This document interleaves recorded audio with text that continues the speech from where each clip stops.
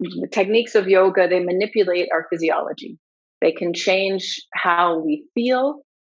And so we can use techniques of yoga to sort of lift the body up. We can use techniques of yoga to nurture and calm and bring some feeling of stability to the body. Last week, we used this image of joy and cultivating the fact that most of us, I think all of us here, have had moments in our life with joy, that we have felt joy. We can think in our mind and have a memory of joy and how that may have felt, and use that to help us at times when things are a bit darker. But all of these approaches to practice make some pretty big assumptions. Joy is, the way I think of this word and what it embodies is, joy is a response that we have to something that touches our heart. And it's, really our body responds. We feel that sense of joy. Whereas the concept of happiness is more like a measure of our capacity to experience joy. So when there are times of darkness, we may find that our capacity to feel joy is diminished, is less. And so, with these exercises, we do this thing to feel better, we do this thing to change, we do these things. There's a very ableist assumption in that approach to practice, that we have the capacity to move ourselves, to shift ourselves, which may not be the case. And that we have the capacity to really pull up and utilize this sensation of joy, which may not be the case. And, in our culture, if we say something like making friends with darkness or making friends with our suffering, many people see that as sort of a surrender or a giving up or being overwhelmed by it. Whereas what I'm coming to in this idea is less of that.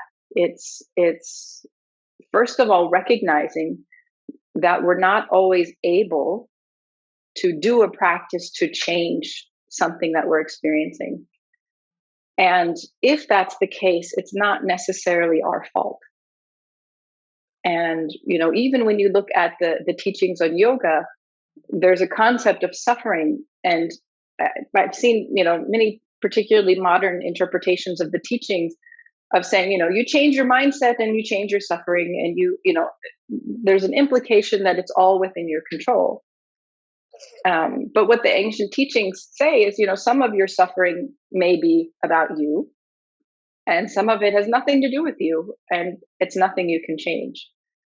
And so, these practices have the capacity to sometimes avoid suffering, but it's not about avoiding suffering.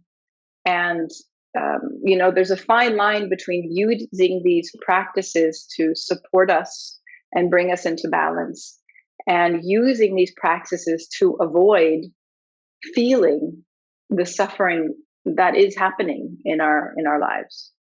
And so, I can't give any guidance on how to know which is which. There's professionals in the world like Melanie who can help with that. But just to recognize that darkness and suffering is very much a part of our human experience. And some of that darkness may teach us nothing, honestly. It doesn't all have to be a lesson. Some of that darkness can be a guide for us. In the example, the inspiration for this series of seasonal effectiveness disorder. So when the darkness in the days changes, it has a physiological impact on our system, which can change how we perceive reality and how we respond to reality. Yoga can be very useful in those times because it can help manipulate our physiology so it minimizes the impact of that. But it doesn't mean it makes it go away. But what we can start to feel if these dark feelings begin to arise or dark thoughts begin to arise at a particular time of the year, you can start to see the pattern.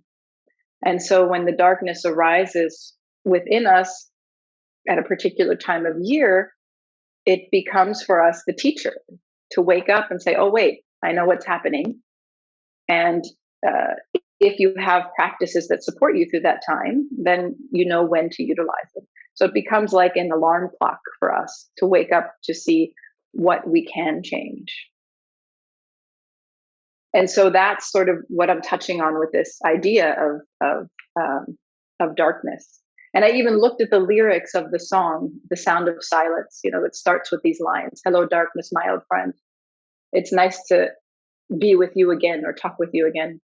And it's a song about the silence between people, but even within ourselves. So the inability to express the suffering within us to other people is the general theme of the song. So this concept is very much like that, that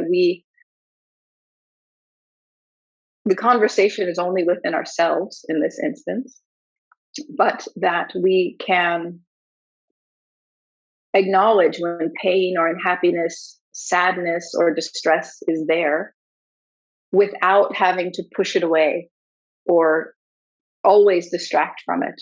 So, you know, in the context of these movement practices, breathing practices, there's always the background of what is.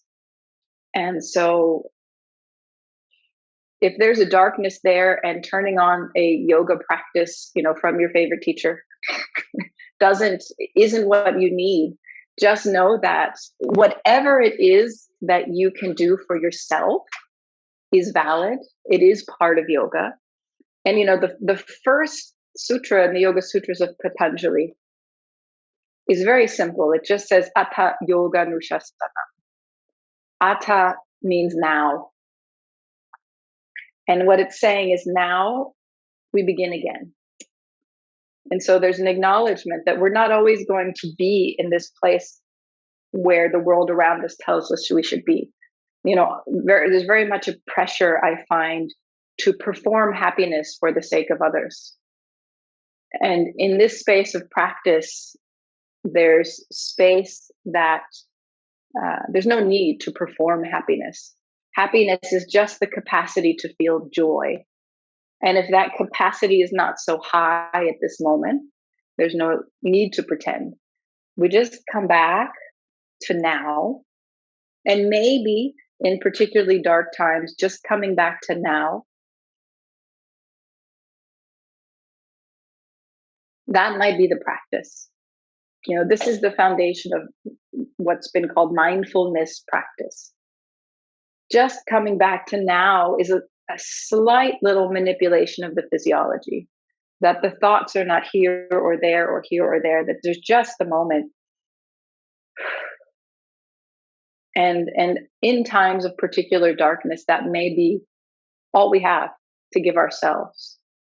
And like we said last week with Lena, that sometimes the hardest part of practice is that step, to show up now.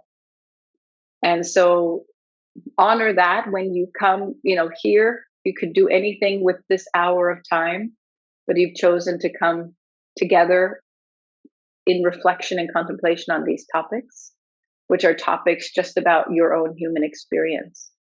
So that is a moment of coming to now.